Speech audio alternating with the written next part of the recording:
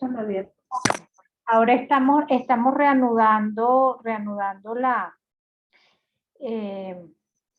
la pantalla y bueno, a Santiago lo conocí hace algunos años, incluso nos reunimos, creo que fue al comienzo de la pandemia, más o menos por allí.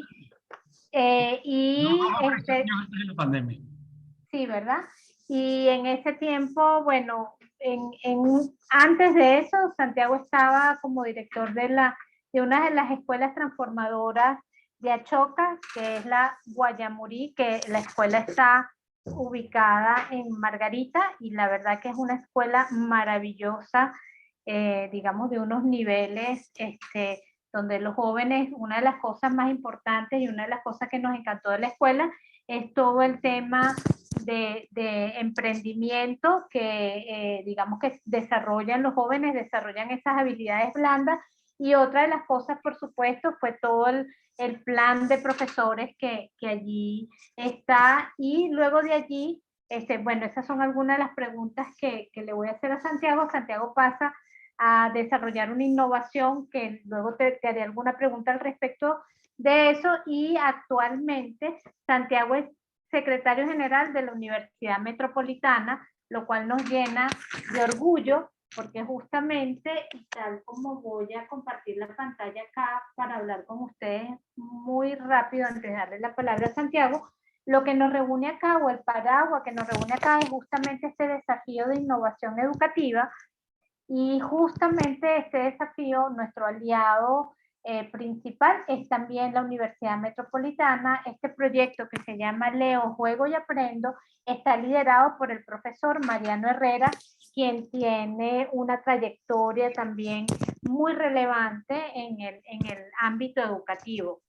Y este proyecto y este desafío de innovación educativa para el cual los estamos invitando a ustedes es básicamente para todo venezolano mayor de 25 años que esté liderando un emprendimiento en marcha o un piloto probado dirigido a niños de primaria.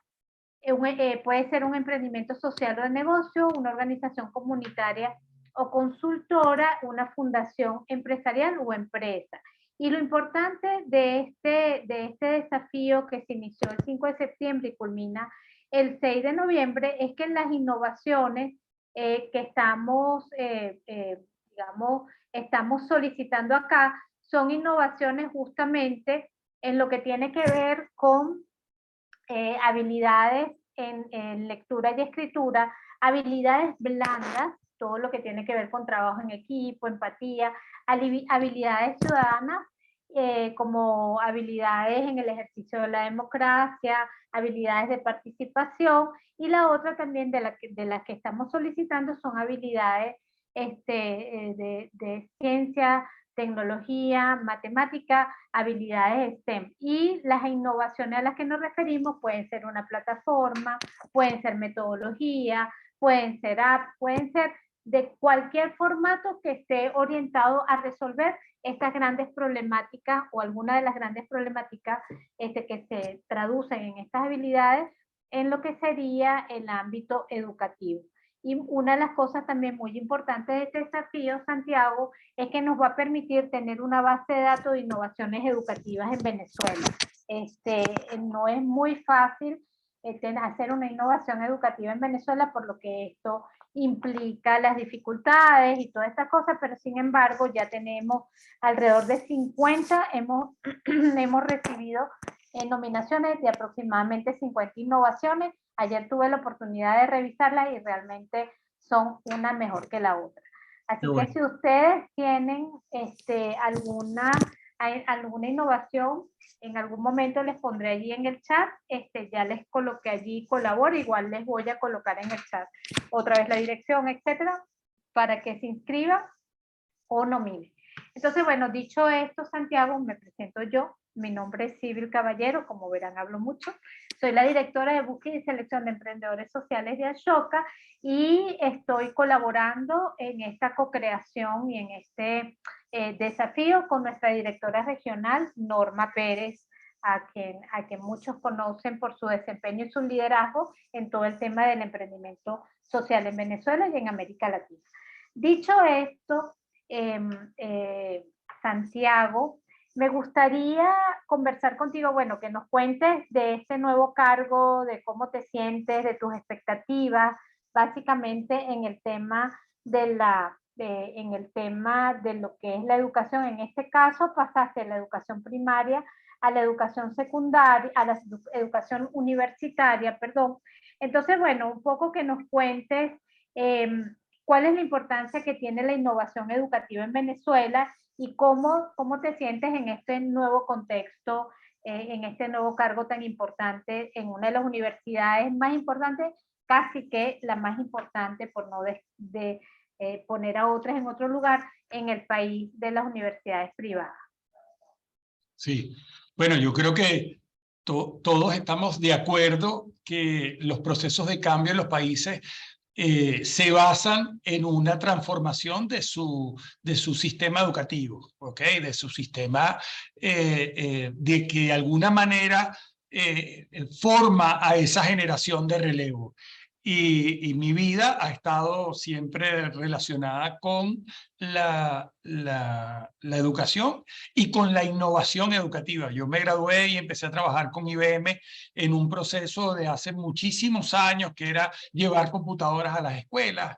Luego trabajamos con el dividendo voluntario para la comunidad y el proyecto Misión Futuro, que también eran laboratorios. Después trabajé con un proyecto que se llamó la Red de Escuelas de Excelencia, que atendía a escuelas en las áreas instrumentales de matemática, lengua y la parte organizativa.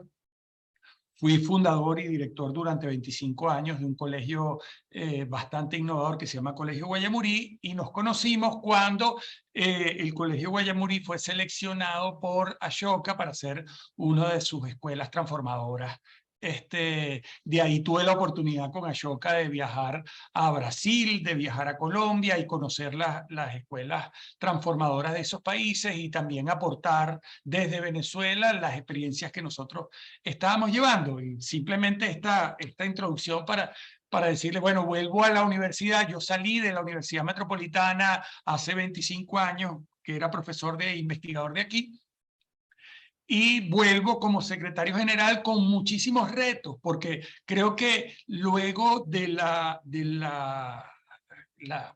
era digital y ahora con la pandemia, luego de la pandemia, las universidades han tenido que repensarse, o sea, cosas que hace 20 años eran impensables. O sea, la universidad era el camino directo si tú querías tener ascenso social, si tú querías tener profesionalización, tener reconocimiento, y hoy vemos que ni el reconocimiento está solamente en las universidades, ni la formación está solamente en las universidades, y además muchas de las cosas que enseñábamos en las universidades hoy no son valiosas para esta nueva generación Z. Entonces, el reto de las universidades es grandísimo, y al igual que el reto en la educación media, porque quizás la educación básica y lo que estamos haciendo con Mariano está muy claro. O sea, la responsabilidad de la escuela en enseñar las habilidades instrumentales, de enseñar a leer y a escribir, de nociones matemáticas,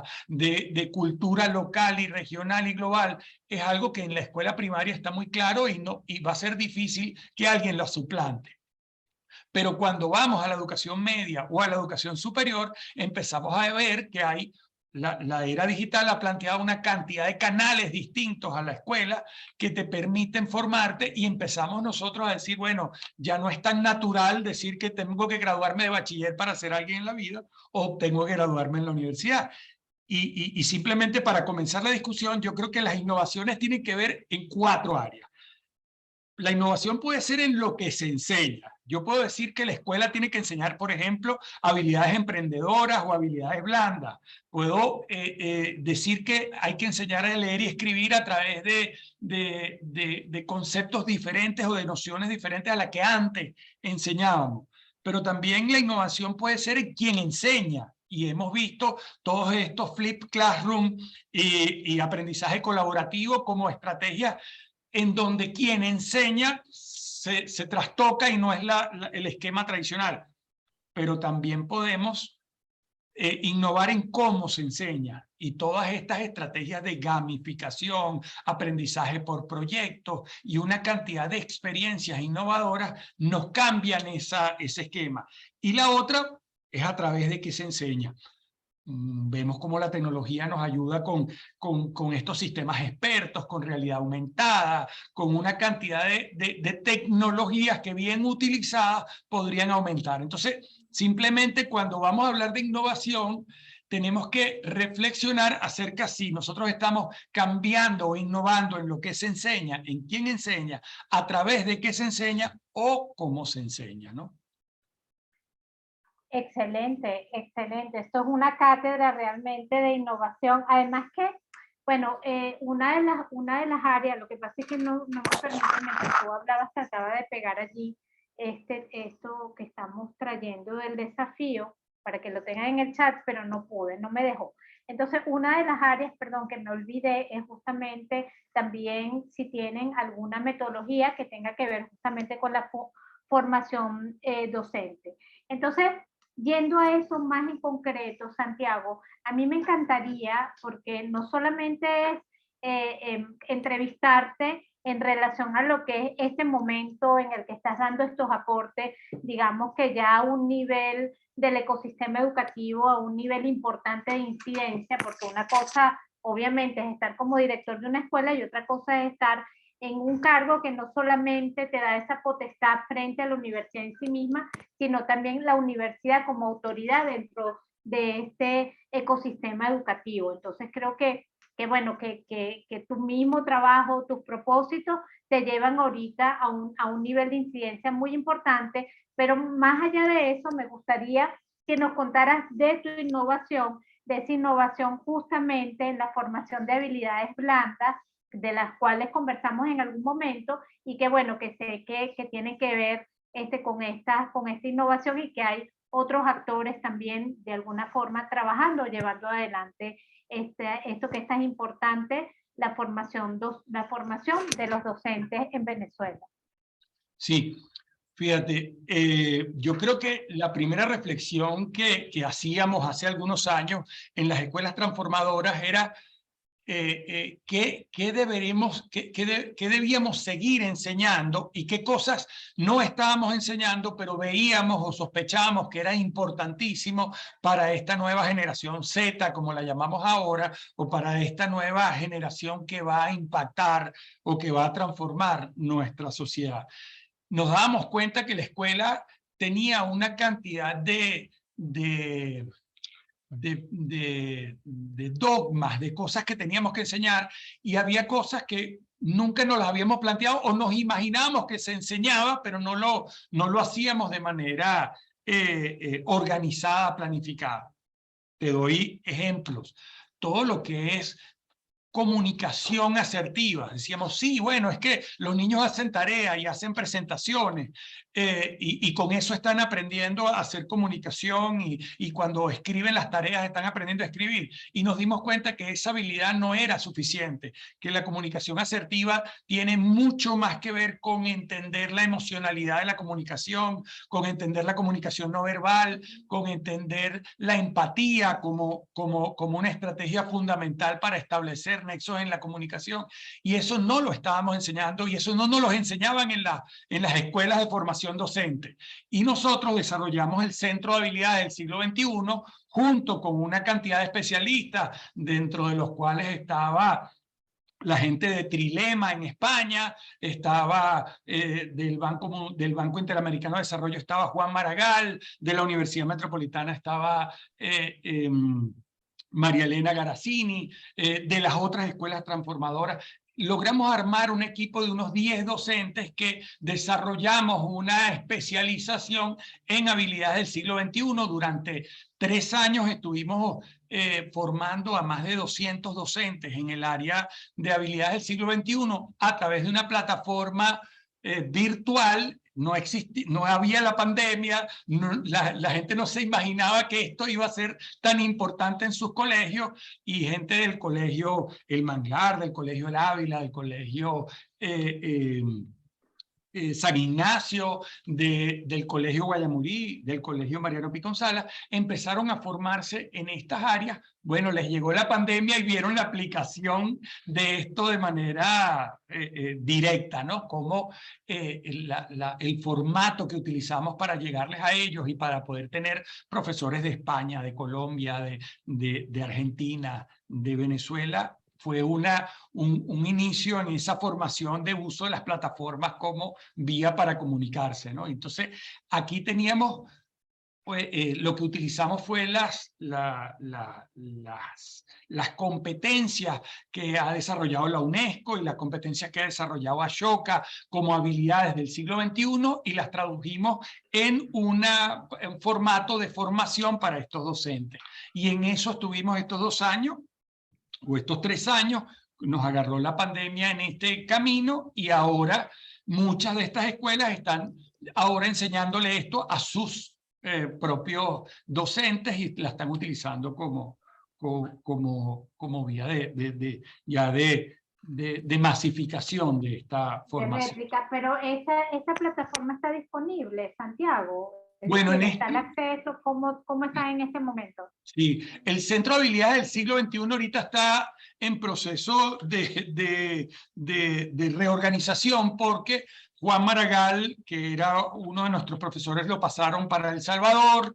El grupo Trilema sigue trabajando con nosotros y está bien interesado, pero bueno, estamos en ese proceso de ver quién va a ser el delivery, pues porque en este caso nosotros lo hacíamos a través de una universidad norteamericana y en este caso hay conflicto en mi caso como rol desde la Universidad Claro, Metropolitana. claro. Entonces tenemos que o bien hacerlo desde la Universidad Metropolitana o bien hacerlo con esta organización, pero que yo no esté sino como colaborador y no esté como gerente del proyecto. Claro, porque queremos esa innovación también dentro del desafío, independientemente, o sea, están allí los contenidos, así que bueno. No, y están los profesores. Yo propuse, yo llené la planilla proponiendo a algunos de los profesores como innovadores. Ahí está, por ejemplo, la gente del Colegio del Manglar, está Maru Berens, que tiene una experiencia increíble de la implementación de la empatía como un eje transversal de la educación del Colegio El Manglar. Tenemos a gente como María Cristina González en el Colegio Guayamurí, que tiene un proyecto de desarrollo de propuestas emprendedoras de triple impacto, ¿okay? Que son geniales y que son de verdad bien interesantes escucharlas y verlas cómo han incorporado los objetivos del programa oficial del Ministerio de Educación en estas áreas que no están escritas en ninguna parte. Oye, bueno, ahí está Stacy Lara que nos está apoyando. Stacy, han oído al tambor anotando estas innovaciones. Pero tú me estás diciendo, ¿tú llenaste el formulario de postulación o no? Sí, yo llené el formulario por Maru Berens y por María Cristina González, creo. Ok, bueno, lo vamos a revisar. Mira, sí, y la otra pregunta que quería hacerte en este conversatorio, por cierto que la vez pasada tuve a Ángel Sánchez, que actualmente está como vicedirector en la ABEC, y también fue muy agradable realmente la conversa, y bueno, estamos repitiendo las preguntas un poco para hacer, para darle continuidad a digamos, a los distintos actores y dar la oportunidad de tener estas miradas tan importantes del ecosistema. Entonces, una vez dicho tus aportes y todo esto tan importante, que siempre pensamos que estamos, digamos, innovando en educación, y este tema de las habilidades blandas que tiene, mira, todo esto, la UNESCO comenzó a publicar esto, si mal no recuerdo, hace ya, desde el 2006 yo lo estoy escuchando, y sin embargo siguen siendo importantísimas, siguen siendo digamos, fundamentales en el desarrollo educativo de nuestros niños y jóvenes, y por supuesto en todo lo que significa las estrategias didácticas de los maestros y los profesores. ¿Cuál es para ti, Santiago, la problemática más importante en relación a la educación en Venezuela? Puedes ponerlo en el contexto de de primaria, en el contexto de secundaria o en general en lo que es el ámbito o digamos tú lo ubicas en donde te sientas más cómodo? Chévere. Bueno, yo creo que los grandes retos son por niveles. Los grandes retos de la educación primaria tienen que ver con la formación y la preparación en las habilidades instrumentales, ¿ok? Que tiene que ver, por ejemplo, con que no estamos realmente enseñando a leer y escribir. O sea, la manera como nos estamos acercando no está dando buenos resultados. Fui consultor antes de venirme a la Universidad del BIT y trabajé muy intensamente en los proyectos que hacía el BIT en Colombia y los financiamientos de los proyectos que teníamos y nos tocaba evaluar el resultado y el impacto de estos proyectos y nos estábamos dando cuenta que si bien la idea sonaba innovadora, el mecanismo sonaba razonable, los resultados no estaban cambiando. Ahí fue donde, por ejemplo, conocimos GraphoGain como una súper herramienta que sí estaba produciendo un cambio importante y lo incluimos dentro de este proyecto que se está haciendo con Mariano Herrera y la Universidad Metropolitana. Y yo creo que en el caso de primaria, el entender la necesidad de enseñar las materias instrumentales, lo que es pensamiento lógico matemático, geometría, habilidades de escritura, de lectura y de comunicación oral, todo lo que es aspectos relacionados con la nacionalidad, ese intento de decir que nosotros deberíamos enseñar una educación global y no una educación que parta de lo nacional. Yo creo que es un gran error que estamos aprendiendo. Creo que necesitamos partir del valorar lo local para apreciar lo global, y eso es labor de primaria. Cuando vamos al bachillerato, el bachillerato siempre fue como el puente entre la primaria y la universidad. Y entonces en el bachillerato entendíamos que había que prepararlos para la universidad por un lado, capacitarlos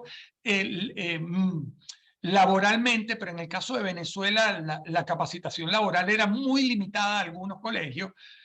Y por otro lado no veíamos que el alumno también tenía cosas que decir, la manera como se enseña, los medios que se utilizan para enseñar. Si no los cambiamos rápidamente en el área de educación media, vamos a perder esa oportunidad, porque el estudiante rápidamente está viendo que él puede aprender muchas de las cosas que la escuela le quiere enseñar de maneras diversas, más divertidas, con multimedia, con cosas que...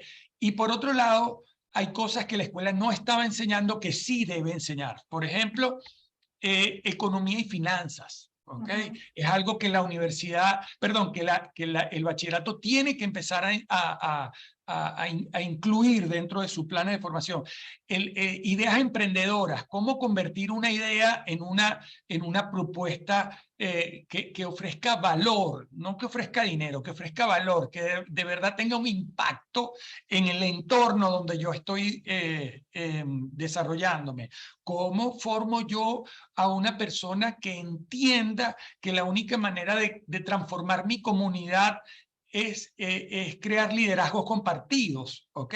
Eso es algo que la escuela no enseñaba. La escuela nos enseñaba la historia con esos líderes mesiánicos que son irrepetibles y que son imposibles de desarrollar en una escuela, y no nos enseñaba a la creación de ese líder situacional que se encarga de apoyar alguna solución concreta y que en otro momento apoya a otro líder que resuelve otra situación y que en comunidad podemos cambiar nuestro entorno. Esas son habilidades que la educación media tendría que enseñar, y no hacerlo con una educación yo creo que el modelo de educación con 9 materias parcelado ha sido un fracaso de nuestra educación media.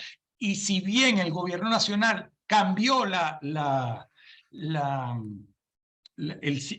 planificación, la inercia escolar es muy, muy fuerte y todavía no tenemos experiencias muy profundas en lo que es estos grupos estables, que serían aprendizaje por intereses, que los alumnos puedan de alguna manera estudiar las cosas que les interesan y dedicarle un poquito más de tiempo a eso y menos tiempo a una educación repetitiva, memorística y que al final no produce nada. O sea, el 70% de los conocimientos que tú aprendes en la escuela los olvidas y solamente son válidos para la escuela. ¿Ok? Solamente funcionan para la escuela. Y en el caso de la educación superior, el reto es mayor, porque el reto es tratar de responder rápidamente a necesidades laborales que no son, que no son permanentes. Y te doy un ejemplo. El padre Ugalde hace unos años decía que quizás estamos hablando antes del 2010, que quizás la carrera de comunicación social en Venezuela estaba ya sobresaturada de profesionales porque los medios de comunicación eran muy limitados y teníamos exceso de comunicadores.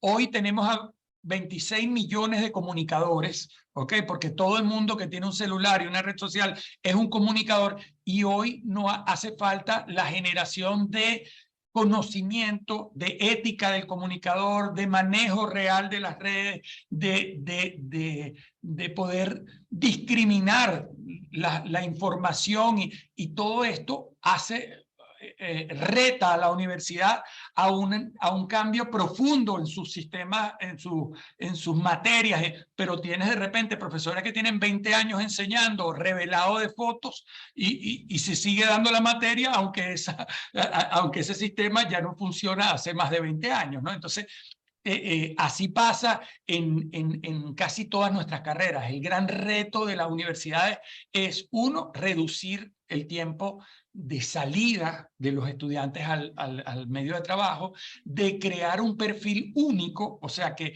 un estudiante que le guste economía, pero que también le guste educación, tenga una salida, que un estudiante que le guste educación, pero le guste la parte tecnológica, como a mí, no lo aprenda de afuera, sino que lo aprenda en la universidad. Y ese es el gran reto que estamos viviendo ahorita en la Universidad Metropolitana. En este año aprobamos 71 minors, o sea, no podemos pedirle al CNU que nos apruebe tantas carreras, a veces tardamos 14, 15 años en que nos aprueben una, pero sí podemos hacer formación intermedia. Desarrollamos unas especializaciones que las puedes tomar siendo alumno de la universidad o no siendo alumno de la universidad en desarrollo de software educativo, en minería de datos, en criptomonedas. Tenemos 71 opciones diferentes que las toman nuestros estudiantes que están en la universidad, que las toman estudiantes que están en otras universidades o que las toman estudiantes que están en el bachillerato, ¿ok? Y que sienten que esta es una manera de aprender lo que yo quisiera estudiar o aprender lo que yo no quisiera estudiar. Y ahí está el reto. Te cuento algo, un poco recordando también que Venezuela ha sido en otros momentos, también ha sido un país muy innovador. Cuando yo estudié, estoy hablando de hace más de 40 años, cuando estudié en primaria y cuando estudié en secundaria, yo estudié en un liceo experimental y en ese tiempo el Ministerio de Educación permitía el desarrollo de proyectos experimentales. Yo soy bachiller en Ciencias y Humanidades. Yo estudié en un colegio, en un liceo que todavía existe, el Urbanés H. Paul, también estaba el Experimental Venezuela, y cuando yo estudiaba el bachillerato, yo veía unas materias obligatorias y unas materias electivas. En mi caso, yo siempre fui como muy, digamos, o sea, yo no tuve un lado que me iba por ciencia y por arte, sino que a mí me gustaban las matemáticas y también me gustaba la literatura, me gustaba la filosofía, me gustaba la física, es decir, me gustaba todo. Y sobre todo me gustaba el arte también. Entonces, yo tenía mis materias básicas, matemática, castellano, pero yo tuve la oportunidad de tener flauta, de tener francés, de profundizar en matemática y en física, que en ese caso eran matemática y física como de un primer semestre de ingeniería, Entonces, hacía educación física, etcétera, ¿no? Y bueno, por supuesto, me di cuenta que era muy mala en flauta y en música, que tampoco era muy buena en artes del fuego, pero sin embargo me quedó y me paseé por aquellas cosas que en mi mente yo sentía que me gustaban. Te cuento esto porque yo también tengo un emprendimiento en el área de la psicología, del área cognitiva y con niños con dificultades de aprendizaje. Y una de las cosas que estamos implementando ahorita para nuestra población y para otra es justamente hacer pruebas vocacionales. Pruebas vocacionales con pruebas de inteligencia que usualmente muchas veces se hacen cuando ya los chamos están saliendo del bachillerato a ver qué les gusta. Hacer esas pruebas de manera anticipada, de modo que los jóvenes y los niños vayan profundizando en aquellas cosas que les gustan, y si te gustan apasionadamente y de pronto no tienes esas habilidades tan marcadas o tan desarrolladas, no eres tan talentoso, pues también que tengas la oportunidad de desarrollar esas habilidades cognitivas, emocionales, etcétera. Y entonces ha sido muy interesante porque uno de mis nietos estudian en una de las escuelas también transformadora en la Luisa Goiticoa, donde ellos también tienen muchísimas oportunidades, pero justamente ayer yo le preguntaba cuántas materias tenía, y te digo que, o sea, era como 10, no sé qué. Llegó un momento en que me decía, bueno, sí, pero entonces tengo geografía, historia de Venezuela con historia universal, bueno, todo ese mezclote.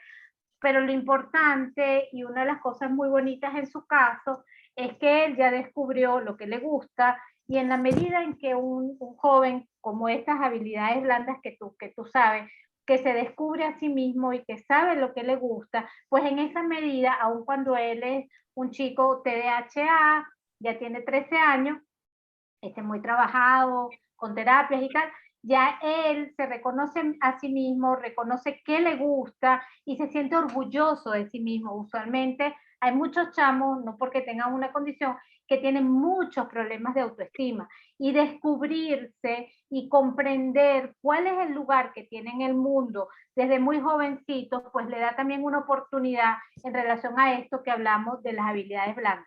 Así que nada despreciable y muy apasionante, pero bueno, no se trata de todo lo que yo también he sido una apasionada del mundo de la educación, y he estado, digamos, antes de estar en Achoca, trabajé con el profesor Arnaldo Esté en el TEBAS, y sabemos digamos, de lo apasionado que somos los que estamos en el ámbito educativo, y que independientemente de que estemos en otros roles, ejerciendo otros roles, pues es algo que nos conecta y nos compromete de por vida, es un proyecto de vida. Entonces, en este orden de ideas te quiero hacer una pregunta. ¿Por qué educación y no ingeniería, por ejemplo? ¿Por qué en tu caso escogiste ser educador y no ingeniero aeroespacial? Por decir Bueno, algo. sí, para que tú veas, mi duda siempre fue entre educador e ingeniero, y, y, y parte de la decisión de estudiar educación tuvo que ver con gente relacionada conmigo. Yo estaba en un grupo de jóvenes en ese momento, y conocí algunas personas que estudiaban educación, y le dije, yo quiero ir a ver qué es lo que tú haces. Yo estudié ciencias pedagógicas en la Universidad Católica. Además, yo tenía 17 años y la ciencia pedagógica era de noche, o sea, no era lo tradicional, pues. Y fui, conocí los profesores, conocí la experiencia, como las decisiones que toma uno, sin saber mucho. Estudiar ingeniería, tenía que irme, la ingeniería que yo quería estaba fuera de Caracas, tenía que irme, y escogí lo que era más cercano a mí. Empecé a estudiar educación, y luego, por coincidencias de la vida, recién graduado me llamó IBM y empecé a trabajar en el área de tecnología. Siempre en el área de educación me gustaba el área de tecnología, y el haberme formado durante mis estudios de educación en uso de computadoras y en manejo de esos inicios de software, porque estamos hablando del año 87. me sirvió para que, para que IBM me llamara, y de ahí todo se fue conectando. La Universidad Metropolitana me llamó, trabajé también en la Universidad Simón Bolívar. ¿Y por qué educación? Bueno, me encantó siempre en la relación con las personas. Creo que la carrera de educación es una carrera que tiene muchísimas satisfacciones y tiene algunas complicaciones que tienen que ver con el reconocimiento social, pero con el reconocimiento quizás no social, sino quizás gubernamental, porque creo que social no hay nada más sabroso para un profesor que graduar. Yo he graduado a niños que me dicen, mira, me pusiste mi título en primaria, en el título de bachiller, y ahora me estás entregando mi título en la universidad. Y para ellos eso es súper importante, y para uno también es muy gratificante, pero a veces era complejo decir que si estudiabas educación ibas a pasar toda tu vida necesitado de cosas. En mi caso no ha sido así, gracias. Maravilloso. Bueno, realmente este es un conversatorio donde de lo que se trata es de darle la palabra al invitado, ¿no? Por eso no voy a abrir los micrófonos, no es más un live, un conversatorio donde participamos el invitado y yo. Pueden dejar algunas preguntas si quieren o algunos comentarios en el chat para no ser excluyentes. Y mientras ustedes, si los desean, le dejan algún comentario a Santiago, alguna inquietud, este cargo nuevo que tiene en la metropolitana, déjenselo allí en el chat si quieren conversar algo. Y yo, por otro lado, le voy a hacer la pregunta, como su fans, porque tengo profunda admiración por el trabajo que ha adelantado Santiago a lo largo de su carrera, por la incidencia que ha tenido y tiene en este momento a nivel universitario, en su momento también en esa escuela maravillosa que como él lo dice, eso se extendió, digamos, se fue adelante con este proyecto de formación que tenemos que darle cabida otra vez y arrancarlo de nuevo. Ojalá y podamos contribuir a eso en el marco también de este proyecto, Santiago. Tenemos que conversar de eso con Mariano. Pero entonces, como tu fan, te haré las preguntas de la gente de cambio. Y una de ellas es, ¿qué es lo que te apasiona? En 1, 2, 3. En una palabra. ¿Qué es lo que te apasiona? Me apasiona cambiar vidas, me apasiona innovar, me apasiona buscarle soluciones a problemas. ¿Qué es lo que no te deja dormir y lo que deseas cambiar? Eso que te inquieta horriblemente y que de alguna manera deseas cambiar. Bueno, a veces se preocupa uno por cosas que no puede controlar, y otras cosas que no me dejan dormir a veces son las cosas que uno no hace bien, que después de hacerlas uno dice, pude haberlo hecho mejor, pero a veces ya no hay posibilidad de recomenzar, ¿no? Pero digamos, ¿qué es lo que desearías cambiar en el contexto de la educación? ¿Qué desearías cambiar? Yo creo que desearía cambiar la acción. Yo creo que todo el mundo dice lo importante que es la educación, pero no toman acción para que eso sea así. No solamente el gobierno, inclusive los papás, inclusive, o sea, todo el mundo, por ejemplo, en la pandemia estaba muy preocupado porque abrieran los automercados, después porque abrieran los centros comerciales, después, pero llevar de nuevo los niños a los salones de clase nos costó un mundo. Y no solo era porque el gobierno no quería, muchas veces los papás no querían. No querían, sí.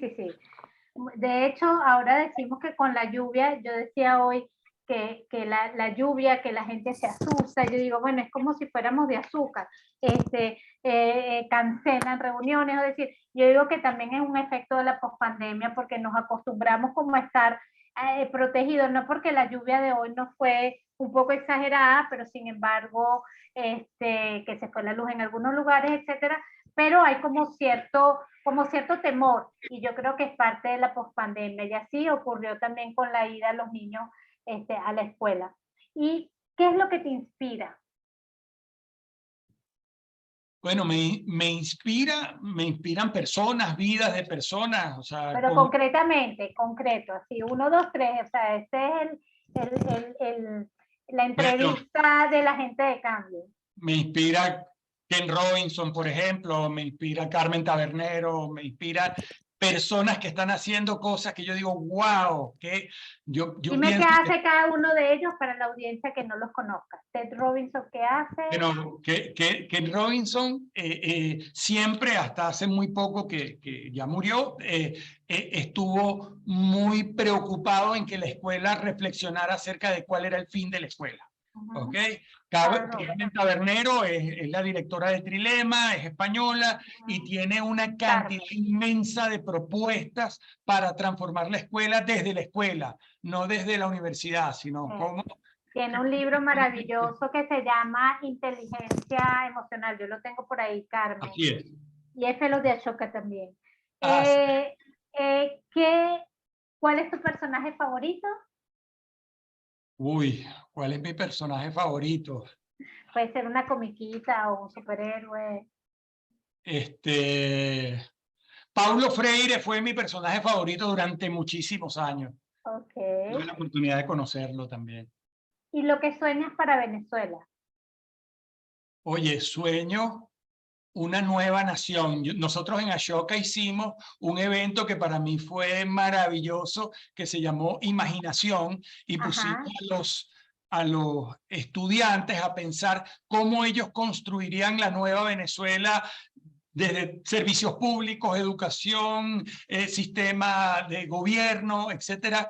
Y para mí eso fue impactante, ver cómo ellos tienen respuestas y cómo ellos tienen, y necesitamos que esa generación de relevo empiece a ocupar estos puestos, ¿no? Sí, nuestra querida Marisol de Macedo estuvo coordinando eso y para mí fue un proyecto maravilloso y bellísimo que lo seguía, digamos, desde la distancia, pero realmente es verdad, fue una cosa bellísima y tenemos que seguir soñando.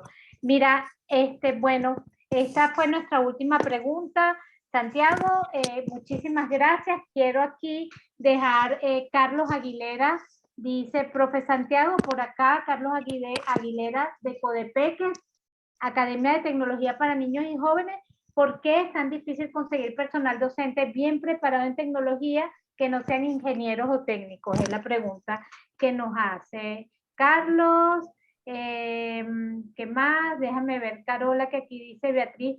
Muchas gracias por este contenido tan interesante. Carola Rivas dice, me gustaría saber luego de la postulación de las innovaciones seleccionadas, de qué serán parte, qué actividades realizarán o qué acompañamiento recibirán. Ok, entonces, bueno, si quieres, responde esto que te dice Carlos, que dice, él pregunta que por qué tan difícil. Sí.